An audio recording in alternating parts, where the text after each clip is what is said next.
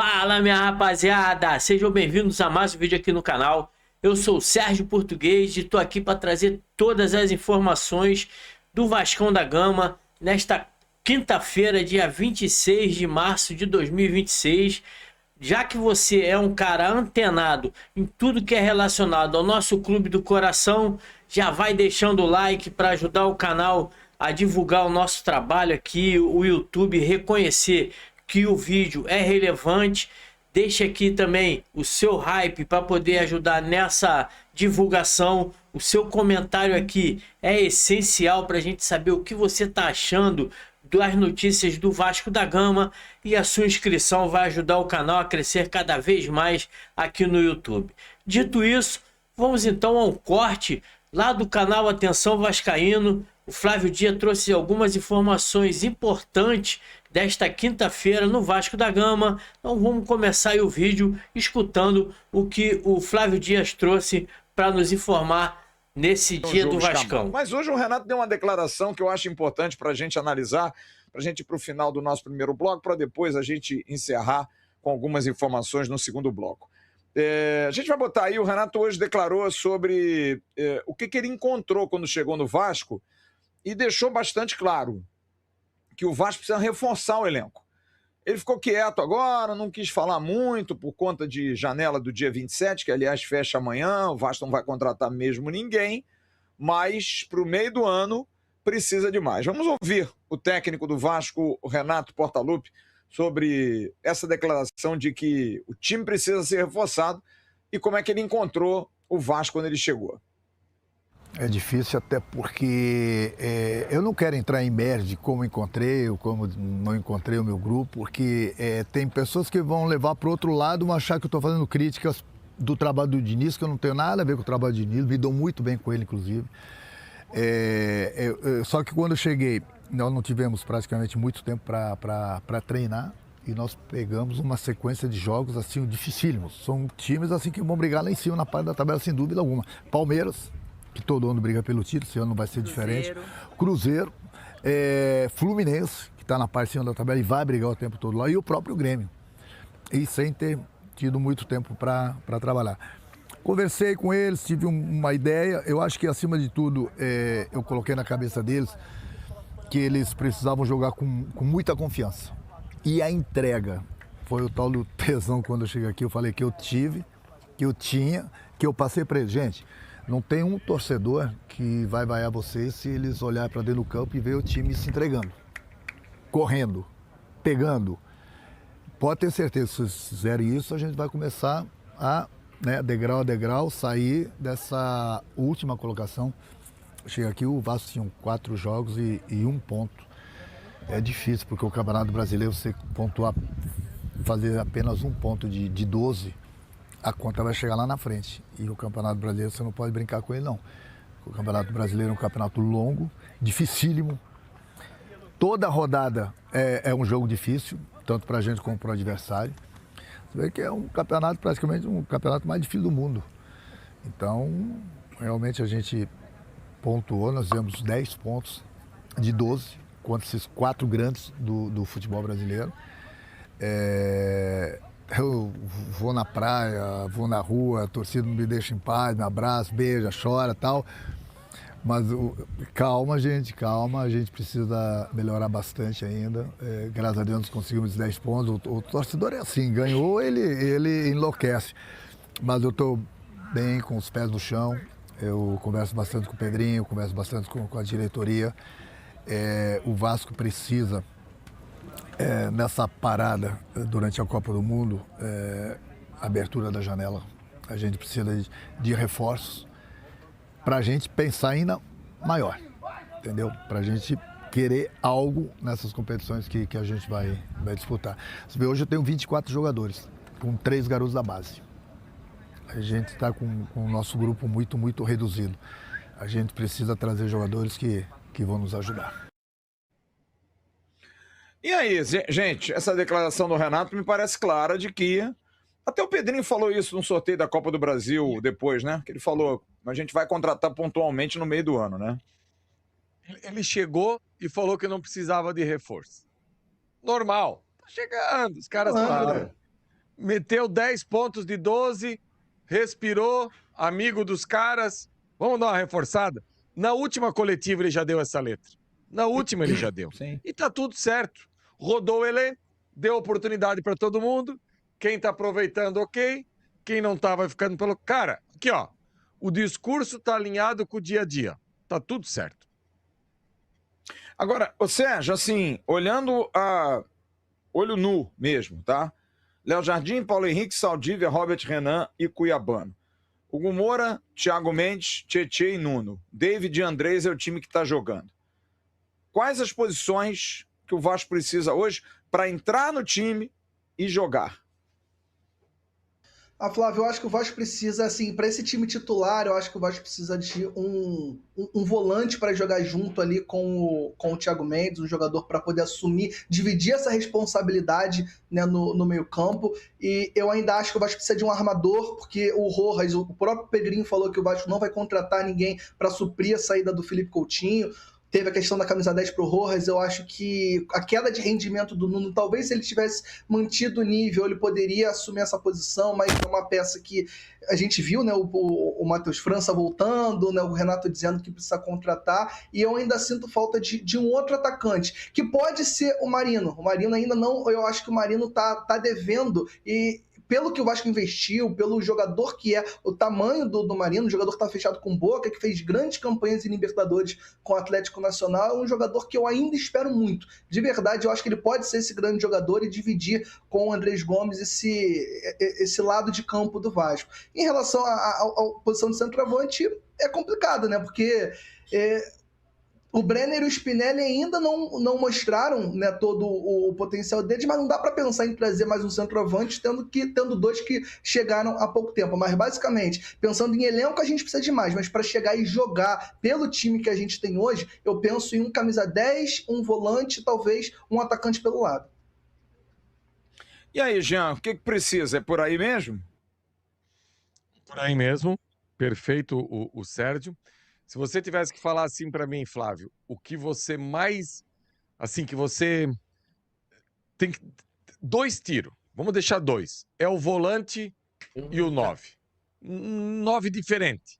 Um 9 que, sim, que chega grandão, assim. O cara que, como diz a minha filha, quem é o bom? O bom é aquele ali, o marvado. Tem o bom e o marvado? Nós precisamos do marvado. Um cara lá na frente que machuque o adversário, que tenha oportunidade e resolva para nós lá na frente. É muito cedo, a gente ainda está Brenner testando Spinelli. Hoje, eu fui na fisioterapia e encontrei um amigo meu palmeirense. E ele falou um negócio que é muito verdade, assim, ó. Quando você tem grana e tem ponto na tabela, você tem paciência pra caramba. Gente, o Flaco demorou uma eternidade para dar certo no Palmeiras. O Vitor Roque demorou uma eternidade para dar certo no Palmeiras. Só que como você tem um time bom e não depende disso, você vai oportunizando, a coisa vai andando, entendeu? Então, assim, não tem uma contratação do Vasco que a gente possa largar a mão até agora, dessa aí. Muito pelo contrário. Tem que dar muita minutagem para Spinelli, muita minutagem para Brenner, muita minutagem para Inestrosa, para que esses caras possam mostrar dentro de campo. Tem jogador que chega, pega a camisa e resolve. Vamos lá. Verrete, quando chegou, atropelou. Cuiabano agora, chegou, atropelou. O Thiago Mendes é um caso. Chegou, demorou, foi indo e virou o cara do time, entendeu? Então, Flávio, eu acho que é isso. Mas eu acho que é esse volante para jogar ao lado do Thiago Mendes e alguém na frente também que faça a diferença. Eu também acho. Roubaram as camisas do Vasco, gente. Carregamento de quase R$900 mil estava indo para o CT Moacir Barbosa. Foi devidamente tungado, cara. Levaram na mão grande, mas a gente já tem imagens aí de que recuperaram a carga, cara. A Polícia do Rio de Janeiro conseguiu recuperar grande parte. Tá aí, ó, chegando o caminhão. Caminhão que já foi para a cidade da polícia, ali no Jacarezinho, e conseguiram recuperar R$900 mil. Ô, Jean Faísca, porra, a Nike já tá com dificuldade de entregar a camisa nas lojas. Pô, os caras ainda vão e roubam, porra. Aí mesmo que não. Agora, essa camisa aí eu acho que devia ser para os jogadores, né? Pro dia a dia, né? Agora sim, né, Flávio? Isso aí, a polícia, belo trabalho, já recuperou. Agora sim, cara, sim. Alguém passou que lá dentro tinha parada, porque ninguém escolhe um caminhão, entendeu? Pô, isso aí não é nem difícil descobrir quem foi o gigante que conseguiu fazer isso aí. Entendeu, cara? Isso aí nem todo mundo sabe. Não é um caminhão com o símbolo da Nike do lado de fora, nada disso. Não é né? identificado, né? Muito, muito, muito, muito estranho. A situação da SAF, a gente já trouxe muita informação nesses últimos dias. E o mais importante é o seguinte: deve ser agora, no início de abril, até meados de abril, assinado o memorando de intenções entre a empresa de Marcos Lamáquia, entre os interessados pelo lado de Marcos Lamáquia e o Vasco da Gama, para dar o trâmite final aos negócios entre Vasco e Marcos Lamáquia. E aí vai ter toda aquela situação que eu falei ontem de passagem pelo conselho, os conselhos vão ter que apurar e ver os contratos para depois ir para uma AGE, que não vai ser assim tão rápida. Eu já informei isso ontem. Porém, a preocupação continua quanto à questão envolvendo a CBF e a agência reguladora do fair play financeiro. E hoje, mais uma vez, eu tive essa informação e vou ratificar aqui, porque eu dei isso aqui ontem. A própria regulamentação da agência reguladora dá a saída para o caso do Vasco, gente. Vou ler de novo, o artigo 86. Visando proteger a integridade das competições profissionais nacionais, é terminantemente vedado que qualquer pessoa física ou jurídica detenha, direta ou indiretamente, controle ou influência significativa sobre mais de um clube, ok? E aí, o parágrafo 3º já deixa a solução bastante explícita, porque vai se levar, e o Marcos Lamáquia vai ter com seu grupo já pedido uma reunião com a agência reguladora para tentar mostrar, primeiro, que ele não tem relação nenhuma com Leila Pereira. Zero. Ele é enteado, mas aí tem a discussão, é parente, não é parente em primeiro grau, madrasta é ou não é? Essa é uma discussão. Caso isso seja muito imbróglio, o próprio parágrafo 3º já dá a solução. Constatada a situação vedada, a ANRESF, que é essa agência reguladora, fixará prazo de remediação para alienação das participações, constituição de blind trust previamente aprovado e supervisionado pela agência reguladora, ou outra medida de desvinculação efetiva. São fatos que já aconteceram, e inclusive o companheiro Rodrigo Matos da UOL hoje fez uma matéria sobre esse tema, em que ele explicita que a CBF, de maneira sigilosa, já está cuidando desse caso, e pelo sistema, diz a matéria, de sustentabilidade financeira da CBF, há uma previsão, como vocês acabaram de ver, da criação de um blind trust, que é o chamado fundo cego, para controlar a SAF como remédio. Na prática, nesse caso, o Lamáquia poderia comprar o Vasco, mas não poderia participar da gestão, que seria feito por terceiros. Entrega a um administrador independente, o administrador independente vai tocando, e o Lamáquia não tem gerência, ele não está no papel. Isso poderia ocorrer por um período, até a dúvida, a Leila Pereira não ter mais poder no Palmeiras. Só para concluir, Sérgio, o caso já foi discutido dentro da agência da CBF e estão se estudando modelos que já foram feitos na Europa. A UEFA já deu ok, por exemplo, para o caso mais emblemático do Manchester City e do Girona, que participaram de Champions League e são de um mesmo grupo, o Grupo City. Então houve o blind trust. Quem tomava conta do City não podia nem participar de nada do Girona. Não tinha nenhum tipo de... E quem estava no Girona era independente, completamente independente. Outro caso também que aconteceu foi do Manchester United e do Nice, da França, na Europa League.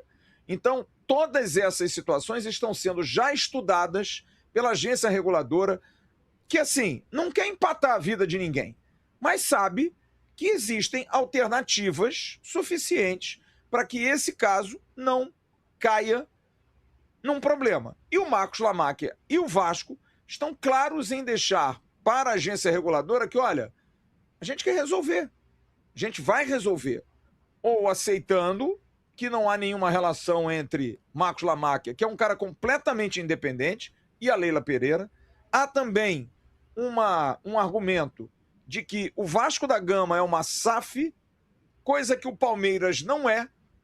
A Leila Pereira não é dona do Palmeiras, ela é presidente, mas não é dona. Então, essas nomenclaturas de cargo também podem trazer esse desmembramento, não tendo nada a ver. O mais importante, eu falei isso aqui no Abre, até brincando, gente, os outros são os outros e só. Não adianta a gente ficar, o torcedor fica desesperado. Todo mundo tem opinião, todo mundo defende teses, todo mundo fala. Agora, quem vai definir isso é a agência reguladora junto com os interessados. E vai se buscar fazer dentro da justiça. E está aí. Artigo 86, parágrafo 3º. Dá o direito do blind trust, que é nada mais, nada menos do que você dar a terceiros a gestão enquanto você está impedido por uma relação com outra pessoa de outro clube que dispute uma mesma competição. Quando acabar, é revogado e o senhor Marcos Lamáquia pode retomar o controle. Então, não há nenhuma preocupação em relação a isso. Diferente disso, é loucura. Fala, Sérgio. Não, só uma dúvida, quando você fala a expressão terceiros, porque eu acho que num cenário desse, para não ter envolvimento, o Lamáquia comprando 90% da SAF, tendo 10% com o associativo, não poderia, nesse período temporário, o associativo ser o responsável e tomar conta? Porque quando você fala terceiro, dá a entender que é alguém de fora da sociedade como um todo. Nem o Pedrinho, como presidente do associativo, ou o futuro presidente, poderiam ser esse gestor, né? Tem que ser alguém de fora, de fato. Ele não poderia, o Lamáquia, comprar e durante esse período deixar o associativo com os 10% controlar? É bom lembrar o seguinte, o que está na mesa são os 31% da ECAP, que já há um acordo para se fechar. E quem vai fazer esse acordo é o associativo.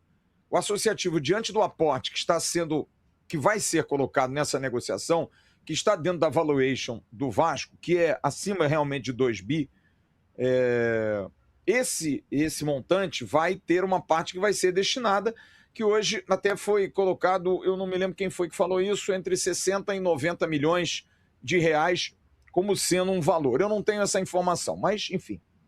Mas sei que há um acordo praticamente firmado para que a ICAP saia. Então está se falando de 31%. Porque é bom lembrar o seguinte, a associação, o Vasco da Gama, já tem 30%. 39% o Vasco tem sob a autorização da Justiça. Então o Vasco tem 69%, 31% é da equipe.